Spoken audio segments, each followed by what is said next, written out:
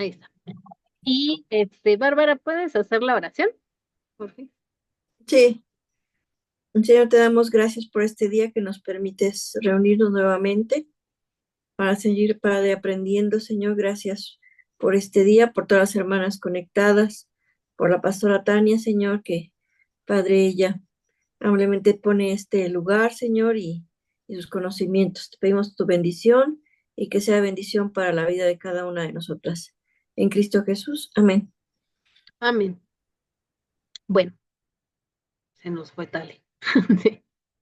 Sí. Bueno, vamos a empezar y hoy tenemos nuestra última clase de modelos y deidades femeninas en la Biblia.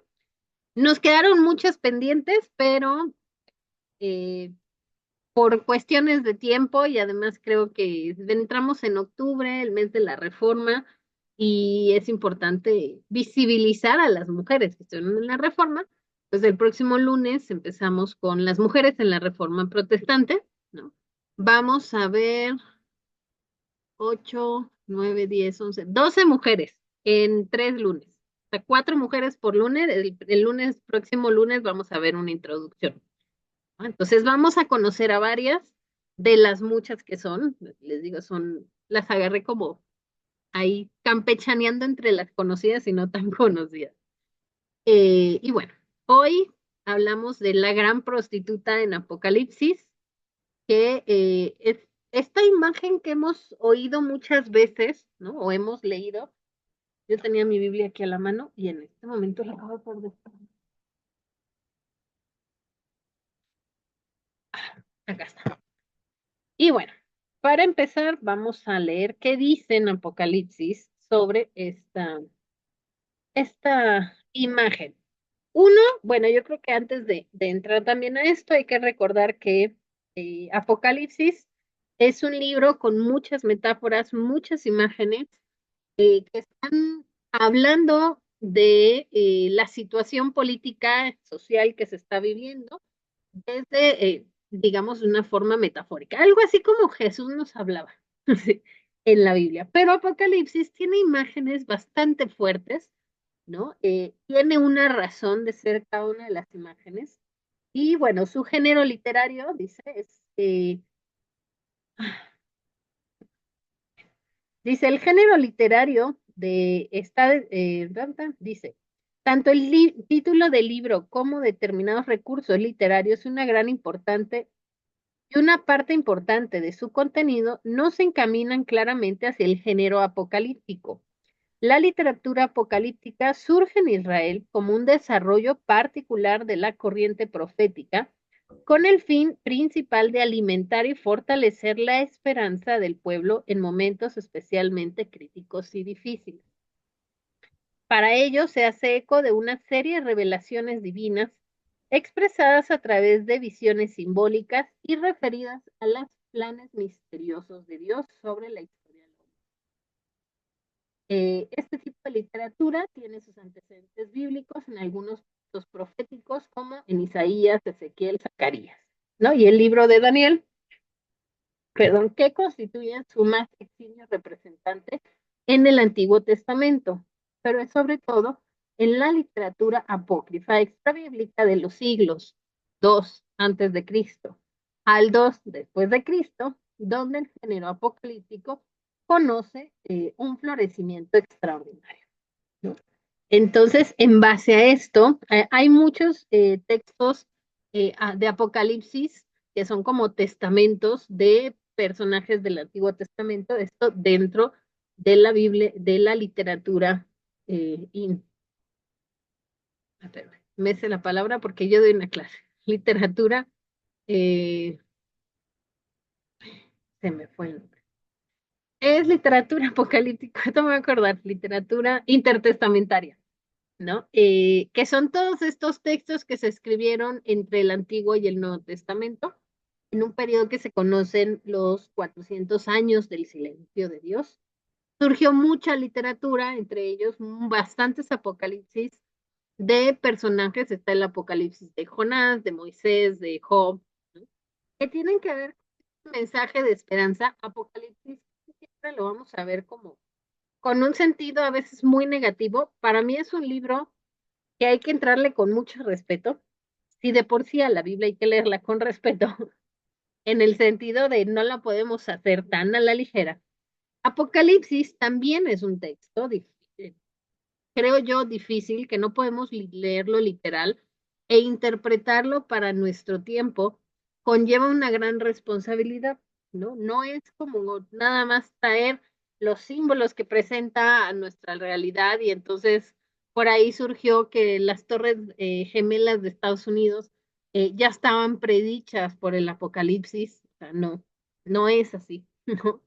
Entonces, en base a esto que estoy diciendo como introducción, bueno, el texto de a la gran ramera o la gran prostituta, dice mi Biblia, está en el capítulo 17, versículo 3 y termina en el 18-24. Entonces, se los voy a leer.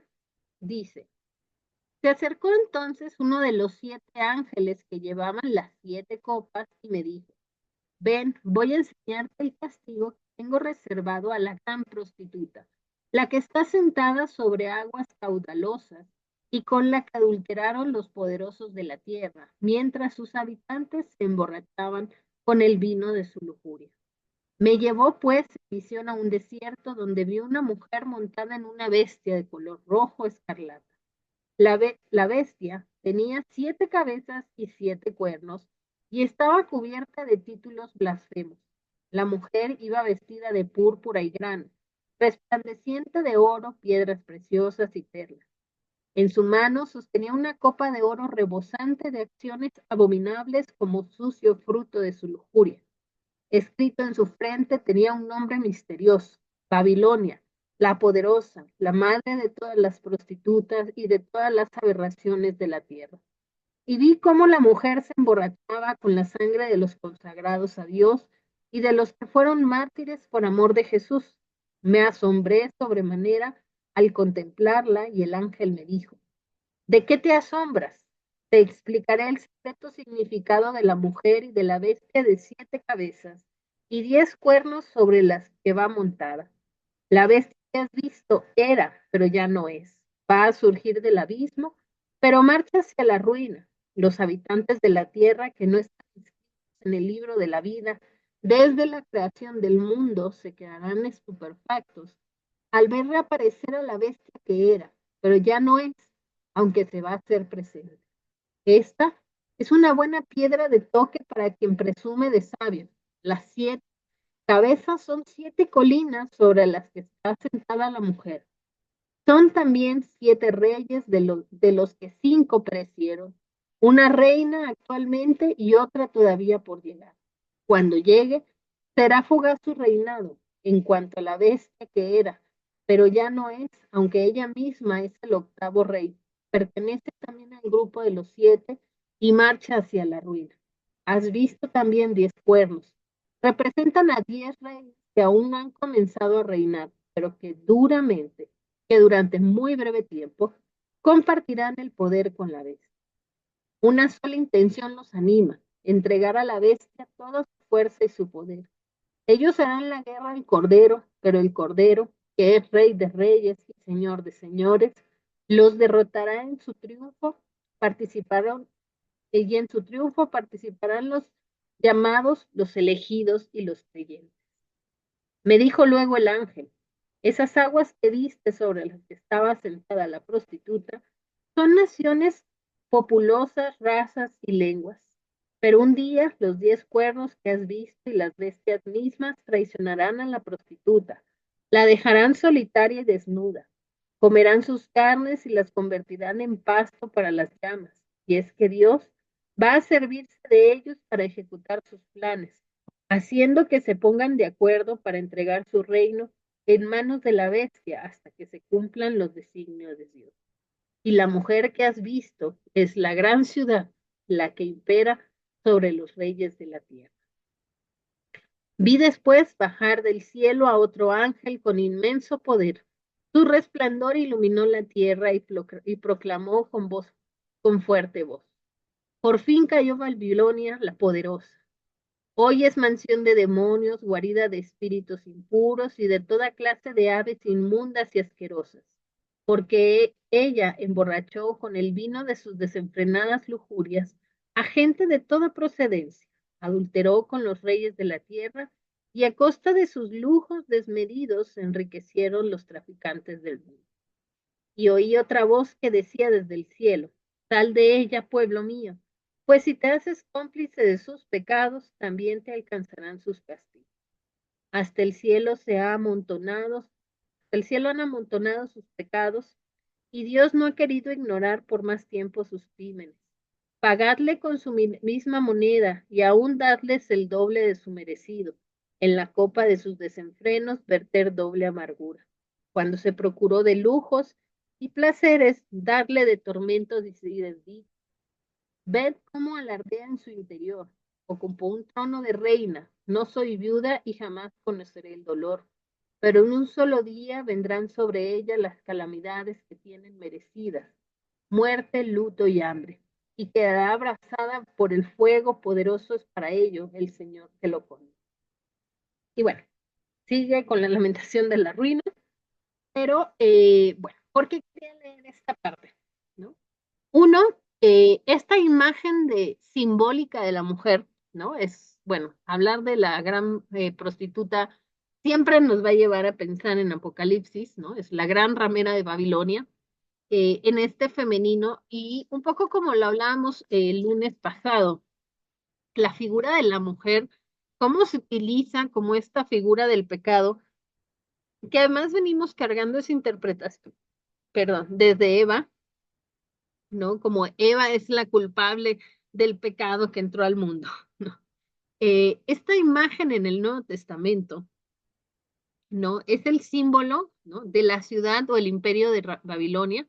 Dice que muchos eruditos sostienen que esta imagen representa la ciudad de Roma y el imperio de Roma a finales del siglo I después de, ¿no? Es bastante interesante porque siempre hablamos o bueno, hay esta expresión de la gran ramera, y bueno, yo sabía que hablaba del Imperio Romano, ¿no? Pero simboliza, dice, el poder político y su reinado se caracteriza por su extensa opresión política, especialmente de santos y creyentes en Jesucristo.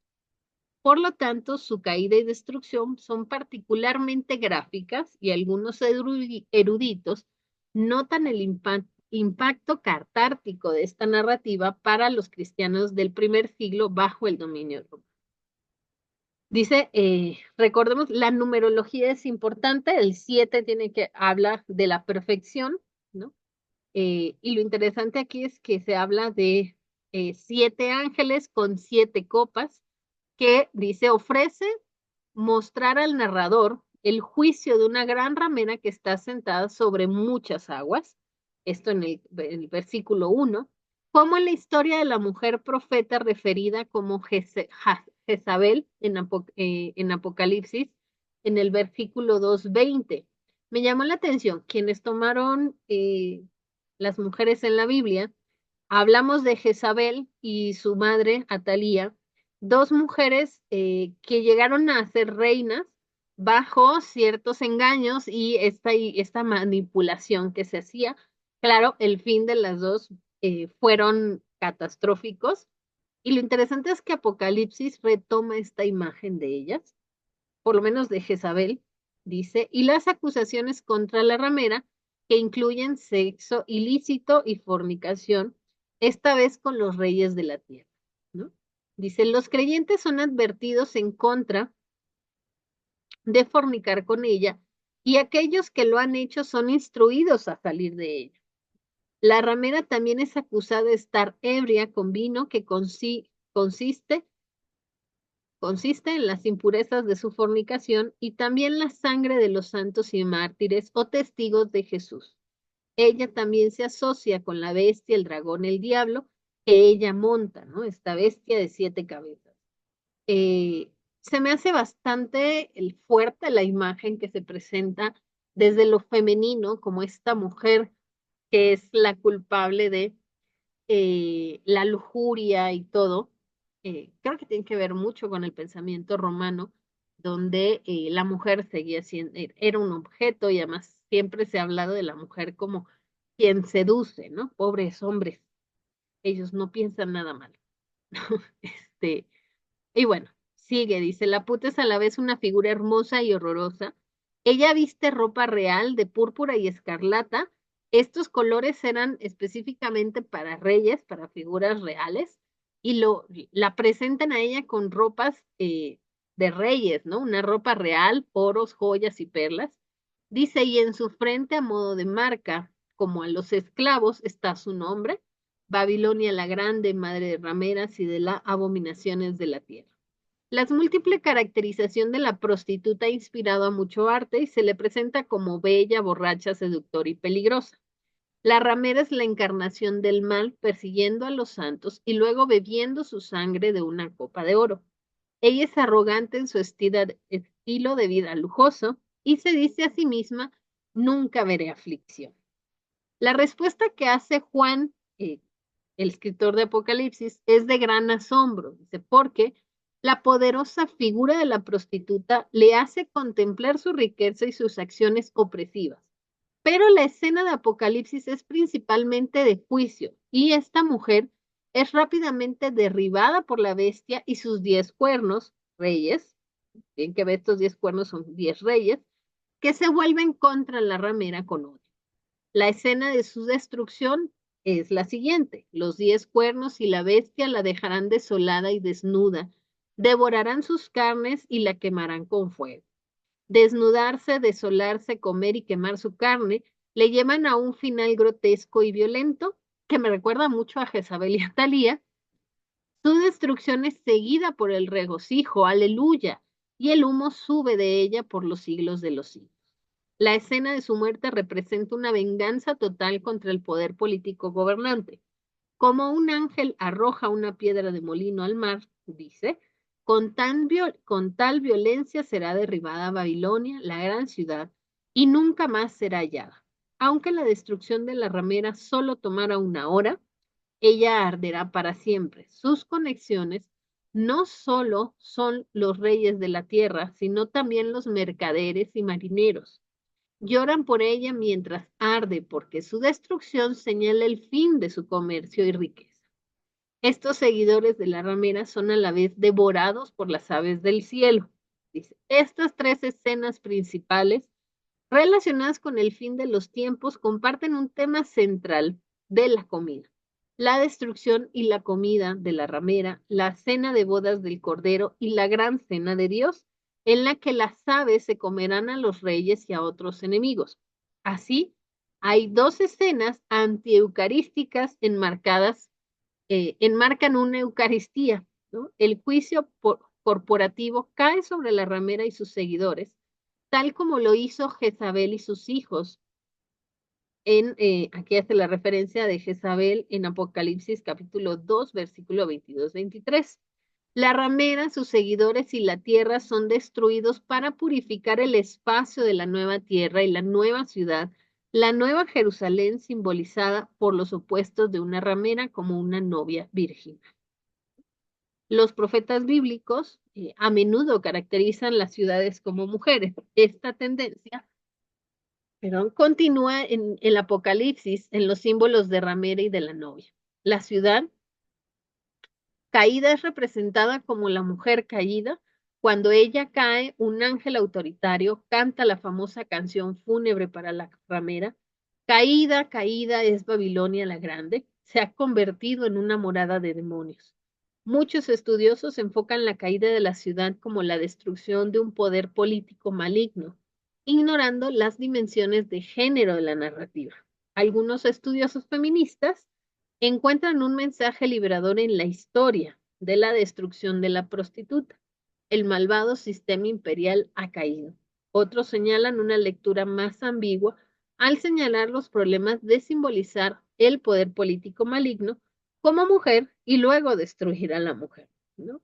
Creo que al final la imagen, creo que por lo menos para mí, el estar presentando la imagen de una mujer como eh, el símbolo de lo malo, ¿no? Se sigue a veces pensando o transmitiendo esta imagen si lo leemos literal, ¿no? Es como hacer este simbolismo de la imagen de la mujer, de esta mujer prostituta, como todo lo malo que hay en la sociedad, sin entender que está hablando de un poder político, ¿no? De los romanos, del Imperio Romano, que causaba persecución y asesinaba y todo. De todos modos, utilizar la imagen de la mujer como esta imagen negativa siempre a mí me causa cierto miedo en el sentido de que muchas veces, ¿no? Nos quedamos más con la imagen negativa de la mujer que con el mensaje, ¿no? No sé si hablar como de ciudad o de hablar del imperio de Romano, la ciudad de Roma, en masculino, ¿no? Tal vez sería más interesante, ¿no? Pero bueno, entiendo que el texto fue escrito en un ambiente judío griego ya, ¿no? En donde hay esta imagen de la mujer es mala, es una imagen muy filosófica de los filósofos griegos, ¿no? Eh, en este sentido, la mujer es la representación del mal desde la interpretación de Eva, ¿no? Y que es algo que hacía Aristóteles y todos los filósofos, no los podemos sacar de ahí, ¿no? Era el pensamiento que se vivía. Y bueno, Apocalipsis, aunque es un mensaje de esperanza, tenemos que llegar al final, ¿no? También se sigue utilizando esta imagen, ¿no? Para mí es difícil, les digo, para mí siempre Apocalipsis es un texto que si yo leo la Biblia con bastante respeto, Apocalipsis siempre es un texto al que no me gusta entrarle, le doy la vuelta, no llego hasta ahí en mi Biblia, porque creo que es bastante difícil, ¿no? No es un texto que podamos agarrar la metáfora y traerla a la realidad, ¿no? Es algo necesario porque creo que hay gente que le gusta, conozco gente que le gusta el tema del apocalipsis, este, pero sí es un tema difícil, ¿no? En este sentido. Y la imagen de la gran ramera, hijos, sigo pensando que, porque siempre se nos utiliza, eso desde ahorita, siglo XXI, yo lo analizo, porque siempre se nos utiliza la imagen de la mujer como esta imagen negativa. Eh, Entiendo que tiene que ver con el contexto, pero no sé, o sea, el problema es que a pesar de los siglos, ¿no? Se sigue hablando de la mujer desde esta imagen negativa, ¿no? Desde esta imagen de lujuria, de que es la que engaña a los hombres y a los reyes, y que para mí es bastante complicado querer asimilarlo desde lo personal. Eso digo yo. Sí. ¿Qué dicen ustedes? ¿Qué les parece esta imagen o qué les deja esta imagen de la gran prostituta de Apocalipsis? Judy Bárbara. Pues sí, como dices, primero había que ver, ¿no? O sea, muchas cosas de la Biblia no son literales. Este, y sí, bueno, yo lo que había estudiado, bueno, lo que había visto es que está escrito en la época de persecución de los judíos cuando están en Roma, y lo que trata de hacer este Apocalipsis pues es darles esperanza dentro de la persecución, pero de una manera simbólica. ¿Por qué? Porque también los cristianos estaban siendo perseguidos, no podían escribir este, literalmente Jesús te va a venir a salvar o cosas así por el estilo, o ten fe, ten confianza. ¿Por qué? Porque estaban también las correspondencias estaban supervisadas. Entonces, pues se tienen que escribir esta situación de esperanza mediante figuras. Y sí, bueno, también igual lo que sabía que la gran ramera, pues es el emperador, y que dice que se alimenta de la sangre, pues obviamente son los sacrificios que estaban haciendo de los cristianos. Pero digamos, leer una parte sin todo el contexto, o sea, había que leer todo Apocalipsis para ir viendo cada figura, porque si nada más tomamos un pedazo, pues tenemos problemas de ver, porque en realidad después va diciendo que va a vencer y termina diciendo que el libro de la vida y los que van a salvar. Entonces la idea es que de todo el escrito es que tengan esperanza, que sí, O sea que quien tiene, al final de cuentas, quien va a ganar toda esta lucha es Dios mismo. Entonces, pero sí tiene que ser como una lectura completa. Pero sí, había que tomar en cuenta que la gran ramera es el emperador. Ahora sí, también había que ver en la época, porque en esa época, pues obviamente el principal, digamos, los que tenían más derechos eran los hombres y las mujeres eran de segundo grado. Entonces, para insultar, pues ocupabas como para, es como si ahorita cuando insultan y dicen, ay, eres gay, ¿no? Porque dicen, no, bueno, ahorita un hombre decirle, bueno, ya no, pero en una época donde decirle eso era lo peor. Entonces, en ese momento, cuando dice la gran ramera, o sea, es una mujer prostituta. Entonces lo está insultando. O sea, es un insulto que en esa época podría ser lo peor. Decir que es una mujer y aparte es una mujer prostituta, que también las prostitutas no eran independientes, tenían personas que las manejaban. Entonces ni siquiera una mujer libre de nada. Entonces, sí, lo que está haciendo ahí es insultar con lo más bajo que hubiese en esa época. Y obviamente, pues uno de los personajes peores que hay en la historia este, judía, pues es Jezabel. Entonces, ¿qué figura agarro? Pues la que es peor, ¿no? Y aparte, cómo murió, también es una manera que murió muy denigrante, el que la arrojaron por una torre y la aventaron y se quedó muerta y se comieron los animales su cuerpo, porque nadie la recogía. O sea, sí es una manera, y los perros, o sea, también hay que entender, por ejemplo, que en esa época los perros era el peor animal, era un carroñero. Entonces, Jezabel muere así, de una forma tan denigrante, y los perros empiezan a comer su carne. Entonces, está diciéndole los insultos más, que solamente los judíos pueden entender, este, al emperador, pero está diciéndole los insultos fuertes. O sea, eres la mujer, la gran ramera, y que la compara con Jezabel, y así como Jezabel va a morir, así también tú vas a morir. Entonces, es un gran insulto, pero que está insultando al emperador en esa época en que están persiguiendo y están matando a los cristianos, pero ¿cómo se llama? Con figuras que solamente los judíos podían entender quiénes eran. Ah, Alma, ibas a decir algo. Sí, pues antes de que, bueno, participara en estos estudios acerca de la mujer y todo eso, como que el leer esto de la gran ramera o la prostituta, o que hablaban de la mujer, con estas connotaciones tan despectivas, como que no me afectaba, pero ahora sí, ya después de que he aprendido, y la verdad ahorita, releyendo esta parte, viene a mi mente lo que tú comentabas, eh, Tania. O sea, ¿por qué siempre la comparación con una mujer?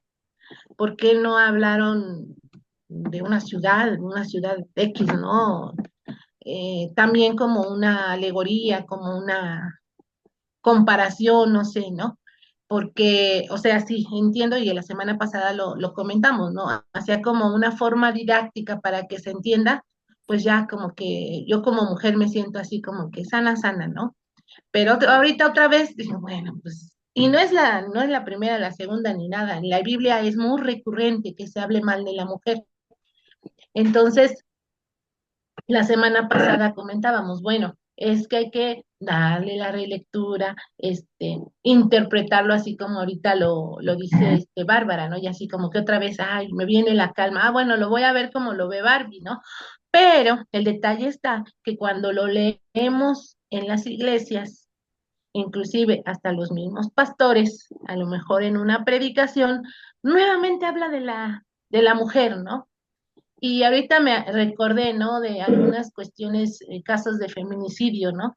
Donde dicen es que la culpa la tuvo la mujer, porque provocó al hombre, porque qué ropa llevaba,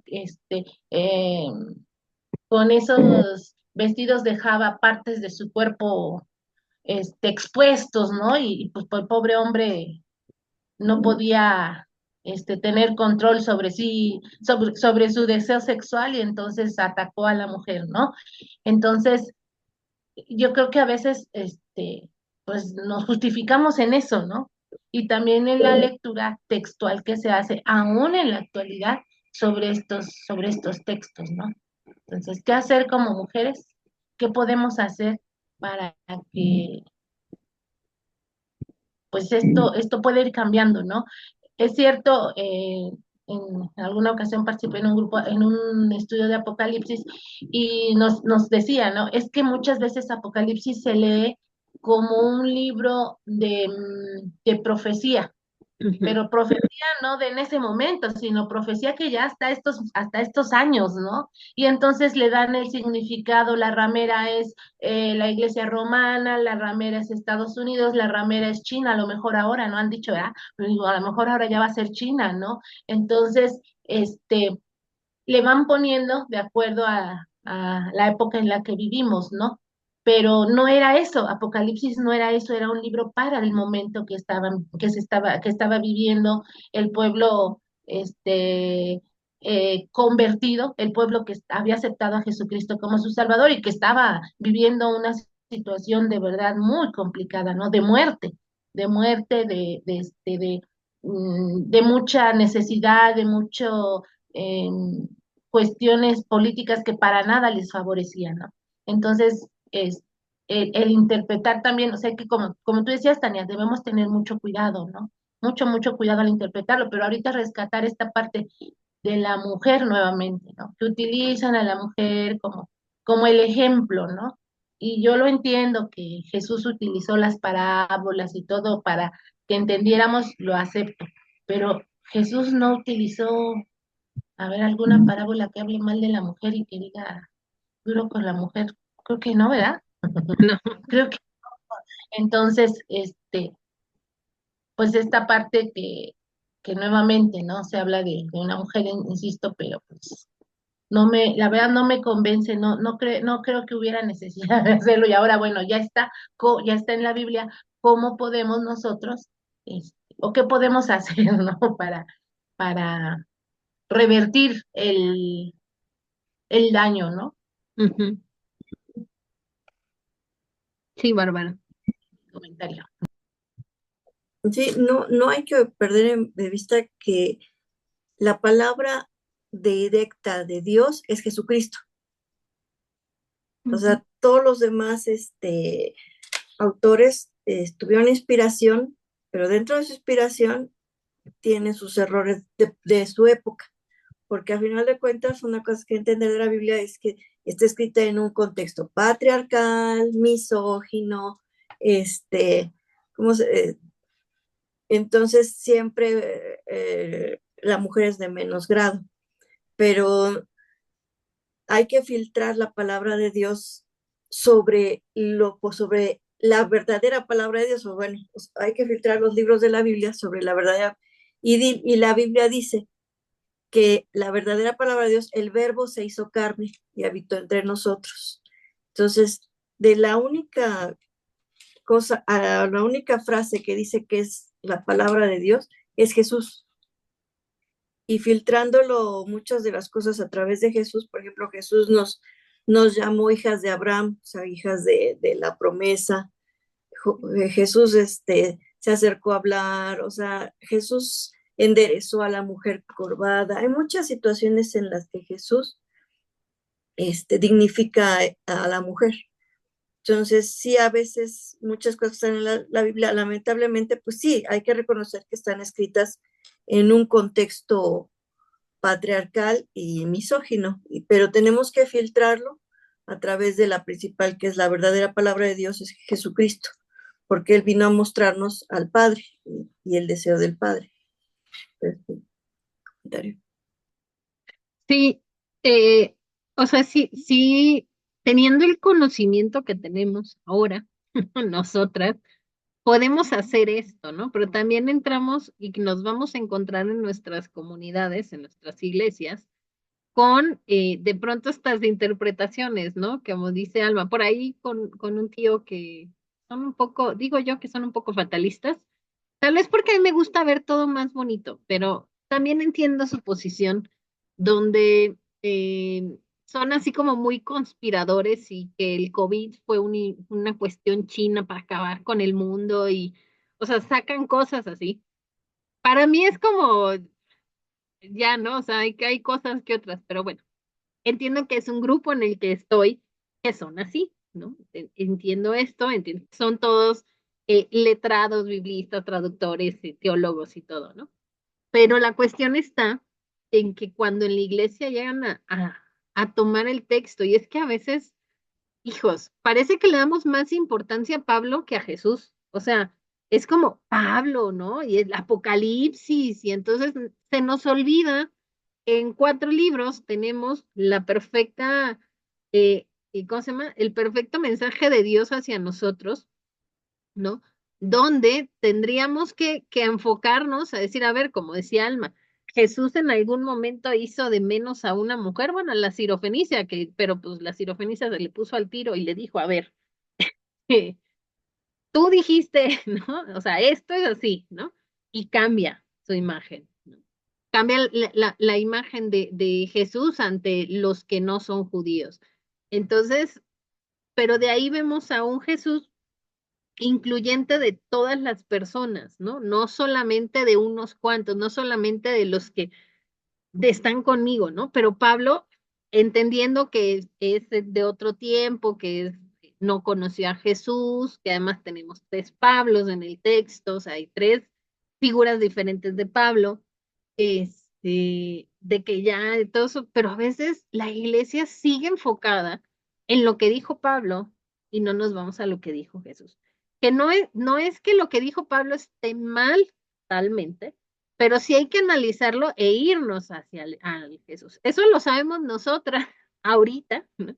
Y quienes se ponen a estudiar el texto y dicen, a ver, pero ¿qué es? ¿Cómo le analizamos? ¿Cómo le entendemos?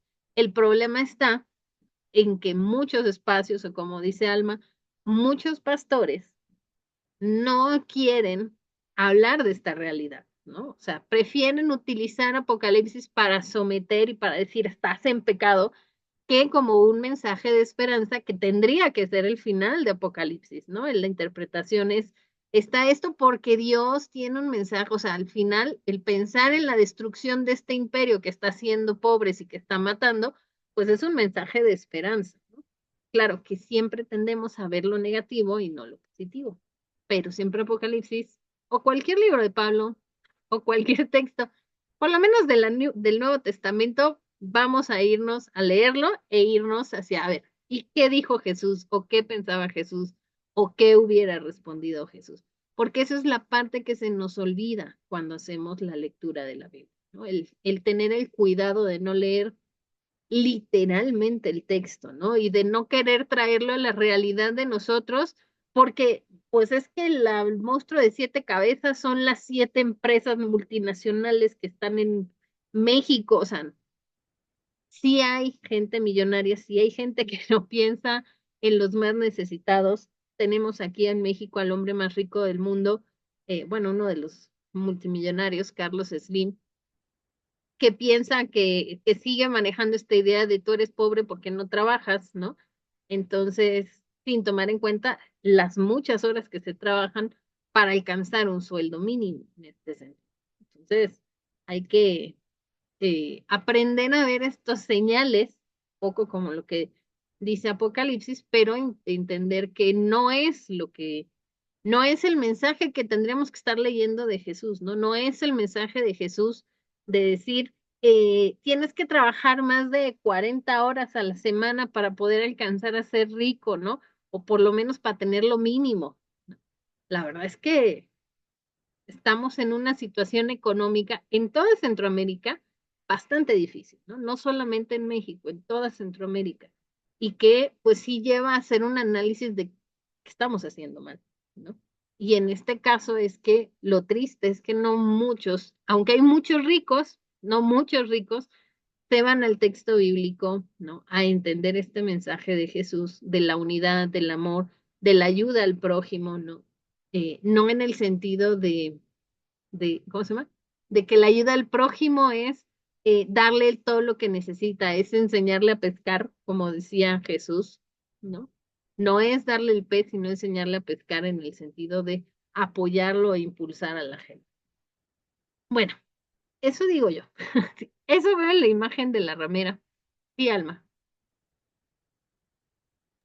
Yo, en estas situaciones y después de estas reflexiones, creo que aplica mucho una frase que un hermano aquí en la iglesia, dice frecuentemente. Cuando estamos frente a una situación, bueno, él siempre en su vida cotidiana lo hace, pero en una ocasión estábamos así frente a una situación un poquito, de diferencia, ¿no? Bueno, cuando estaba en la iglesia aquí en La Paz, pues atendíamos migrantes, entonces un pastor no quería que le atendiéramos a los migrantes, sino primero iban al culto, o que nosotros no nos bajáramos del culto porque teníamos que estar ahí, ¿no? Entonces, pues a veces la gente llegaba cansada, con hambre, y pues no podíamos hacerlo, ¿no? Entonces, pues estábamos haciendo entre que pues, teníamos que obedecer al pastor o queríamos atender. Y bueno, generalmente obedecíamos al pastor, ¿no? Pero hubo un momento en que el hermano decía, bueno, hermana, ¿y qué haría el Señor en estos momentos? Y entonces ahora sí, cuando yo también estoy frente a una situación, digo, a ver, ¿qué haría Jesús en estos momentos? Se acerca una persona necesitada y me pide apoyo y a mí de repente a veces me dice, ay, es que eres muy tonta, eres muy dejada, pero yo siempre pienso eso también, ¿no? ¿Qué haría Jesús? ¿Cuál sería la respuesta de Jesús en este momento, ¿no? Y yo creo que cuando llegan situaciones así de difícil respuesta o que quiero darle respuesta con la Biblia, porque la Biblia a veces se quiere tomar, está textual ahí, clarito, dice que los homosexuales no entran al reino de los cielos. No, sí, pero no ven lo de abajo, que tampoco los chismosos, que tampoco. Yo siempre me voy a los chismosos, ¿no? Porque digo, eso es muy, muy común, ¿no? Y de los chismosos, no, que yo haya escuchado un sermón que digan, los chismosos no van a entrar, o el que abusa hablando de los ricos, ¿no? Los que tienen mucho dinero, el que abusa del pobre, del menesteroso, no va a entrar al reino de los cielos. Yo no he escuchado un sermón de eso. Entonces, como que a veces también necesitamos eh, retomar, rescatar, como tú lo mencionaste, ¿no? El mensaje de Cristo, ¿no? Eso ya me alivia. Sí, pensar en esos evangelios y donde, de hecho, hasta en las Biblias, en muchas Biblias vienen, ¿no? Subrayado las palabras de Jesús, lo que habló Jesús. Así Y vienen yo en creo rojo. que en rojo, vienen en rojo. Entonces, eso es, pues a mí me alivia y a mí me es gratificante. Eso me dio curiosidad saber, pero no, mi Biblia no la trae en rojo. Qué triste Sí, situación. muchas Biblias lo traen en rojo o más negritas o resaltadas, sí. Sí, Y, pero y por lo general dice, las palabras de Jesús en rojo. sí, Yo sé que tenía una. pero también, Ah, digo, yo me es, doy cuenta de que no leo bien y que me quedo con lo que dice en el sermón o en el estudio, ¿no? Porque esta semana en el sermón se habla acerca de la oración y entonces dicen, pues es que, ¿de quién era la lectura? De que, pues que hay que orar y que todo esto, ¿no? Pero menciona, es de Santiago creo que menciona que algunas personas eran de mucha fe y pecaron, pero pues su oración, ¿no? Era muy valiosa y fue muy buena. Y como que se resalta la parte de la oración. Pues la oración, ¿no? Pero más abajo, dice, es que como que resalta la persona, ¿no? O sea, la persona, es lo importante, ¿no? Y digo, y sí es cierto, a veces nos vamos mucho por cuestiones, bueno, nosotros como cristianos sabemos que la oración es importante y todo, pero como que la oración del justo, yo siempre, la oración del justo es la que tiene más valor, ¿no? Puede mucho, porque así lo dice la Biblia, pero dice, acá menciona, estas gentes también tuvieron fallas, y Elías, y su oración, fue muy importante. Entonces, y abajo dice, ¿no? Es más importante, bueno, es la interpretación, lo más importante, la persona, ¿no? Más que si pecó o que no vales, porque ya, entre los más cristianos a veces, ¿no? Somos dados a juzgar. Ah, pues porque cometió un error, o aquella es madre soltera, aquel es gay, aquel es esto, aquel es aquello, y nos enfrescamos en situaciones, ¿no? Por ejemplo, esto de las preferencias sexuales, ¿no? Es algo que causa mucho escosor dentro de las iglesias, pero nuevamente voy a lo mismo. Bueno, ¿y qué haría el Señor en estos casos? Y yo les digo aquí a veces en la casa, es que viendo en el tiempo de Jesús, eran los leprosos, y en nuestro tiempo, ¿no serán los homosexuales los leprosos de nuestro tiempo? ¿O no serán las personas que se drogan, los endemoniados de nuestro tiempo? Entonces, ¿qué hizo Jesús con ellos, no?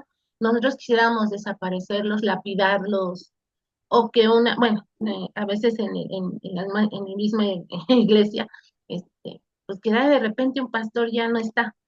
Ah, es que cometió un pecado. Bueno, ¿y el ¿Quién lo obispo? Ajá, bueno, ¿quién lo corrió? Bueno, a lo mejor no enterarme del chisme, ¿no? Pero sí, y bueno, ¿y qué fue lo que hizo que en lugar de rescatarlo, en lugar de ayudarlo, pues lo corrieron? Ya no está. Y yo no digo que hay que justificar, que hay que perdonar, no, bueno, perdonar, no justificar, o pasar por alto la falta, ¿no? Pero, pero pues es un siervo de Dios, ¿no? Y cometió sus errores. Pues sí, David se equivocó y dicen que era un varón de Dios.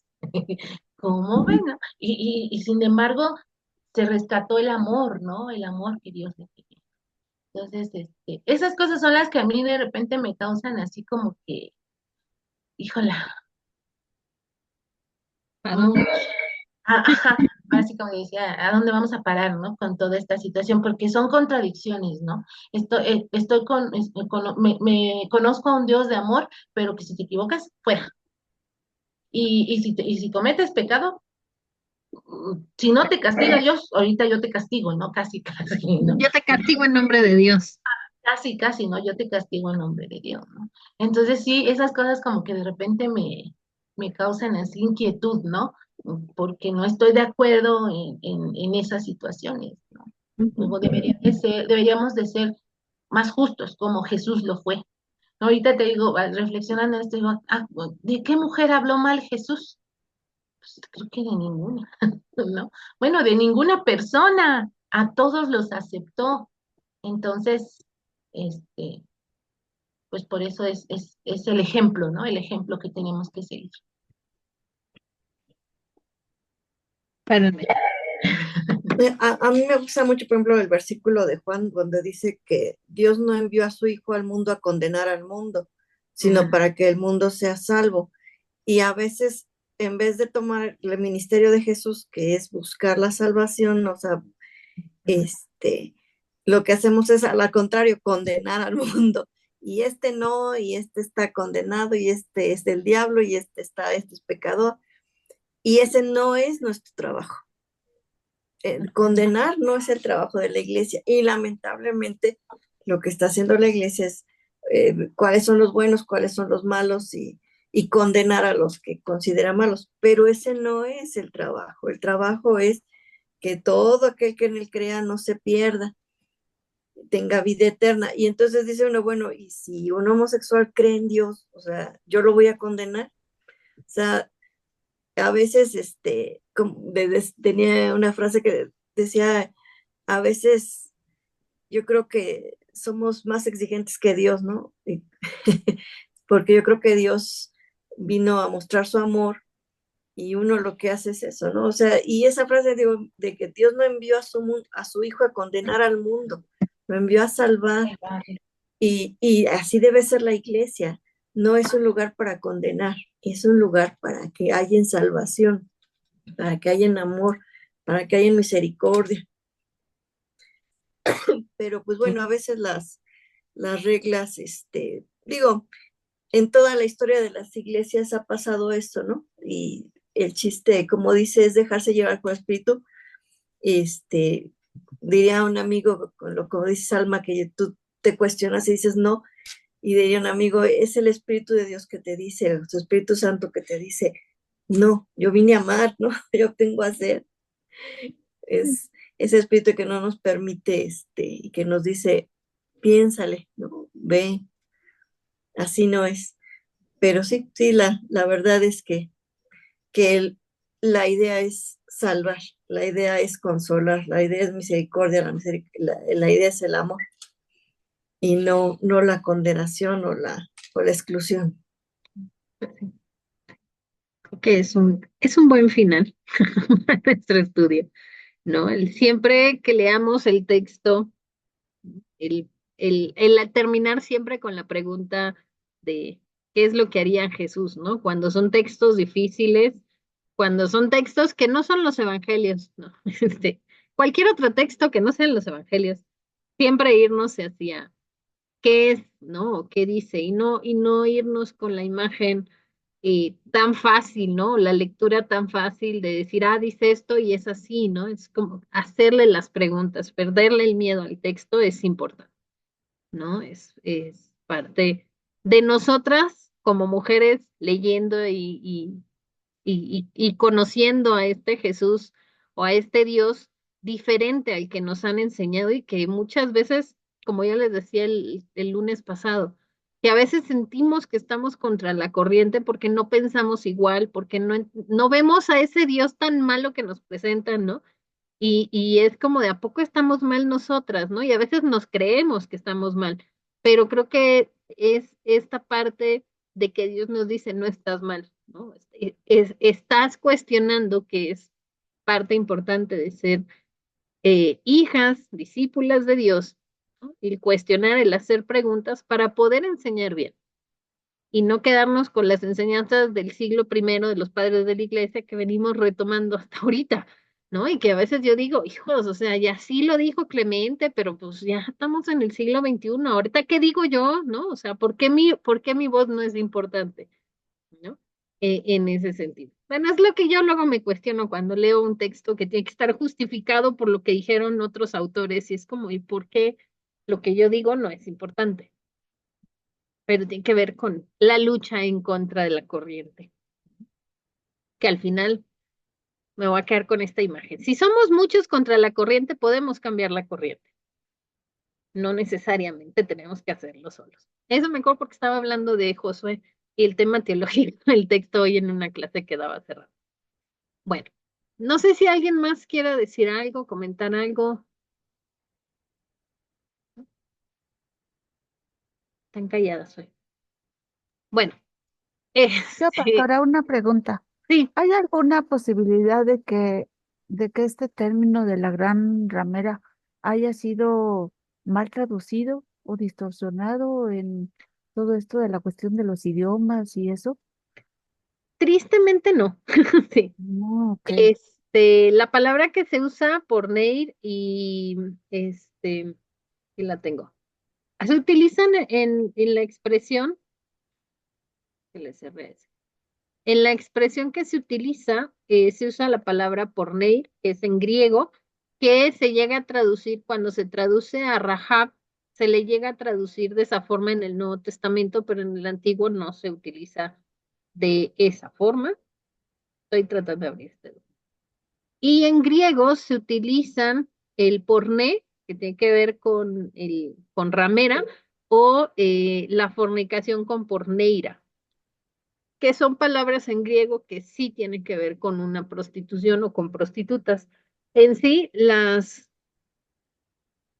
porneir, las porneir, las prostitutas en el Nuevo Testamento, las porneir en específico, eran mujeres como las geishas japonesas que tenían cierto estatus y conocimiento y eran muy arregladas.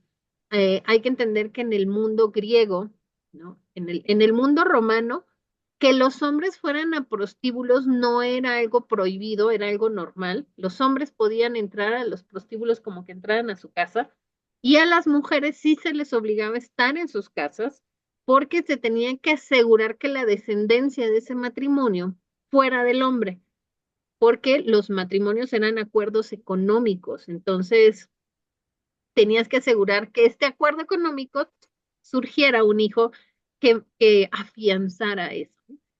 Lo triste es que a veces venimos calando esa imagen todavía en la actualidad, pero no hay forma de que sea otra traducción o que se haya equivocado, en este caso de Apocalipsis, ¿no? En otros textos sí, pero en Apocalipsis no.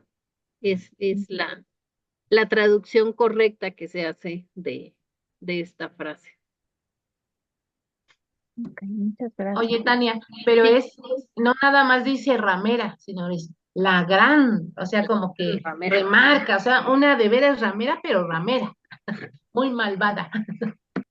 Pero estaba yo pensando hoy, esto viene con la prostitución en la actualidad, eh, que condenamos la prostitución, o sea, no porque esté a favor, entiendo la situación de muchas mujeres que se dedican a la prostitución por una necesidad económica, pero estaba pensando, ¿por qué se condena a las prostitutas o a las mujeres que deciden dedicarse a la prostitución por una decisión propia económica, pero no se condena a un hombre que maneje temas de prostitución?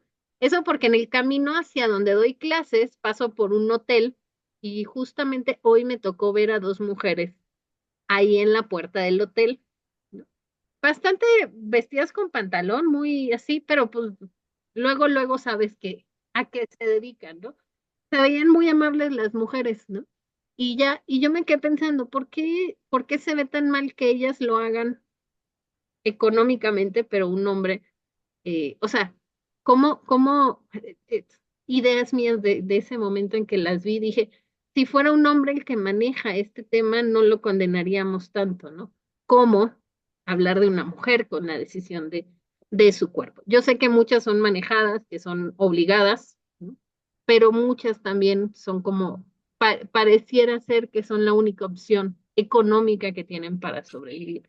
Tristemente, en un mundo donde tendríamos que haber otras opciones. Esperemos que la economía mejore y todo, pero tristemente la prostitución no va a acabar. Existe desde tiempos romanos, desde tiempos bíblicos, hasta la actualidad.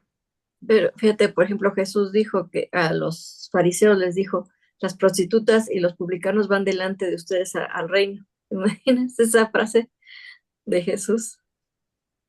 Y es porque los fariseos eran, es que hasta eso es como ver qué condenamos más, como decía Alma, ¿no?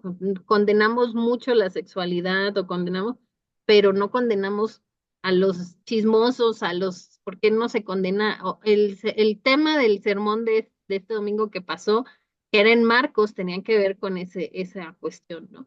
El tener cuidado con hacer tropezar al otro, ¿no?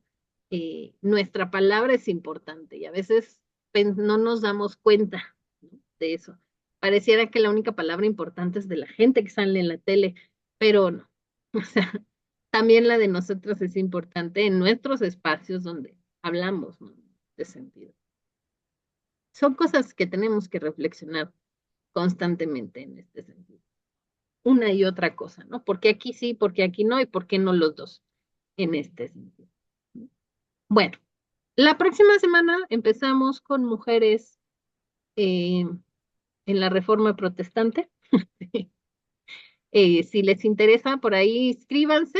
Les voy a subir ahorita el link del formulario en el grupo del estudio bíblico para que lo quieran tomar.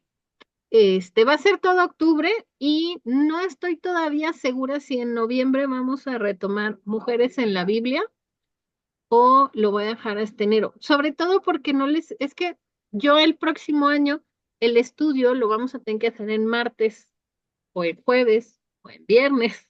No sé. O sea, vamos a tener que cambiarlo de día porque yo voy a dar clases y no me da tiempo de ir a donde doy clases, son clases presenciales acá.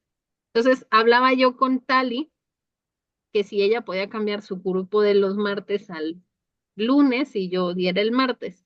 Estamos en esos planes, pero entonces no quiero empezar el estudio el noviembre, el lunes, y el próximo año cambiárselos a martes, así como muy bruscamente. Entonces, sigo analizándolo, poniendo en oración y decir, a ver, Señor, ¿qué hago? ¿No? ¿Qué hacemos?